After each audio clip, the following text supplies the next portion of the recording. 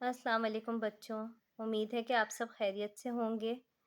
Video start کرنے سے پہلے میں چاہوں گی کہ آپ سب میرے چینل کو سبسکرائب کریں، میرے ویڈیو کو لائک کریں، اپنے دوستوں کے ساتھ شیئر کریں تاکہ وہ بھی ان ایجوکیشنل ویڈیوز کا فائدہ اٹھا سکیں، اور ساتھ میں مجھے کمنٹ کیجیے گا کہ آپ لوگوں کو یہ ویڈیو کیسی لگی۔ تو آئیے سٹارٹ کرتے ہیں۔ آج ہم نردبان اردو کلاس 6 کا پیج نمبر 55 کریں گے، صفحہ نمبر 55۔ تو چلیں صفحہ نمبر 55 جلدی سے کھول لیتے ہیں۔ صفحہ نمبر 55 پہ ہمارے پاس ہے سابقے اور لاحقے۔ سابقے کیا ہوتے ہیں؟ سابقے جنہیں انگلش میں ہم پریفکسز کہتے ہیں، اور لاحقے جنہیں ہم انگلش میں سفکسز کہتے ہیں۔ ٹھیک ہے، پہلے تو ہم ان کے بارے میں جان لیتے ہیں کہ سابقے اور لاحقے ہوتے کیا ہیں۔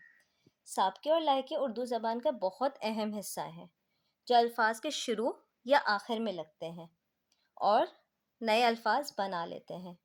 اب سوال یہ اٹھتا ہے کہ شروع میں کون سا لگے گا اور آخر میں کون سا لگے گا۔ تو یہ جان لیجئے کہ سابقے یعنی کہ پریفکسز لفظ کے شروع میں استعمال ہوتا ہے، جیسے بے، بد، نا، غیر، با وغیرہ۔ ٹھیک ہے، اور لاحقے یعنی کہ سفکسز لفظ کے آخر میں استعمال ہوتا ہے، جیسے کہ مند، کار، دار، والا وغیرہ۔ اس چیز کا بھی خاص خیال رکھیے گا کہ یہ الفاظ لگنے سے الفاظ کے معنی تبدیل ہو جاتے ہیں۔ جب یہ لفظ لگیں گے کسی بھی الفاظ کے ساتھ تو وہ الفاظ کے معنی کو تبدیل کر دیں گے۔ تو آئے شروع کرتے ہیں۔ ہمارے پاس یہاں پر دیے گئے ہیں درجہ ذیل سابقوں سے 5 الفاظ بنائیے۔ یہاں ہمارے پاس سابقے دیے ہوئے ہیں، جیسے بد، پہلا ہے بد۔ بد یعنی کہ کسی چیز کا نہ ہونا، تو اس سے ہم نے بنایا بدصورت، بدبو، بدعقل، بد اخلاق، بد نصیب۔ اسی طرح ہمارے پاس آ جاتا ہے دوسرا ہے ہم۔ ہم یعنی کہ کسی کے ایک ساتھ ہو جانا، یعنی کہ ہم آواز، ہم نام، ہم سفر، ہم جماعت، ہم راز۔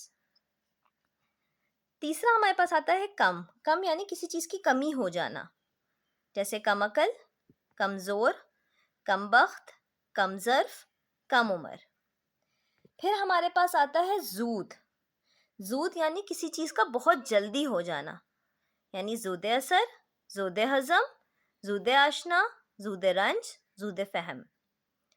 پھر ہمارے پاس آتا ہے سر۔ سر استعمال ہوتا ہے کسی چیز کی بڑائی بیان کرنے کے لیے، یعنی سرعام، سرسبز، سردار، سرانجام، سرگرم۔ پھر ہمارے پاس آتا ہے نا، یعنی کسی چیز کا نہ ہونا، نالائق، نادان، ناسمجھ، نامکمل، ناکام۔ اگر آپ دیکھیں یہ تمام سابقے ہیں اور ان تمام الفاظوں میں پہلے لگے ہیں۔ ٹھیک ہے، سابقے ہمیشہ پہلے لگتے ہیں۔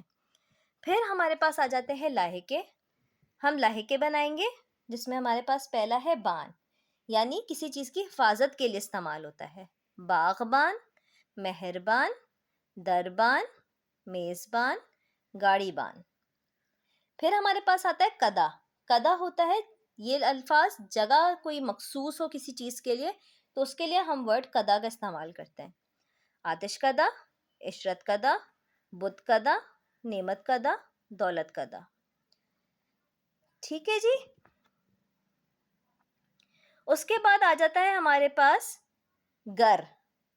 گر یعنی کوئی چیز بنانے کے والا ہو یا کوئی کام ایسا جو جیسے کہ کوئی کام کرنے والا یا اس کے ساتھ استعمال ہو۔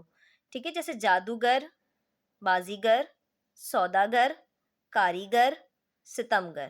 ٹھیک ہے، جادو کرنے والا تو جادوگر۔ ٹھیک ہے، اس طرح سے۔ اچھا، پھر آ جاتا ہے زار، یعنی کہ یہ لفظ کسی جگہ کے لیے استعمال ہوتا ہے، سبزہ زار، گلزار، لالہ زار، چمن زار، مرغ زار۔ پھر ہمارے پاس آتا ہے ور۔ ور استعمال ہوتا ہے جیتنے کے لیے، جیتا ہوا ہو یا کسی چیز پہ حاوی ہو تو ہم اس کے لیے، جیسے طاقتور، نامور، پیشہ ور، دانشور، جانور۔ پھر آخر میں ہمارے پاس آتا ہے دار۔ ٹھیک ہے، دار یوز ہوتا ہے کوئی چیز رکھنے والا، اس کی حفاظت کرنے والا، اس کے لیے ہم دار یوز کرتے ہیں، جیسے شاندار، عزت دار، زمیندار، مالدار، ذمہ دار۔ امید ہے کہ آپ کو یہ ویڈیو پسند آئی ہوگی۔ اگر پسند آئی ہو تو مجھے کمنٹ میں ضرور بتائیے گا، اور کون سی ویڈیوز آپ لوگ پسند کریں گے مجھے اس کا ٹاپک بھی ضرور بتائیے گا تاکہ میں اس پہ بھی ورک کروں۔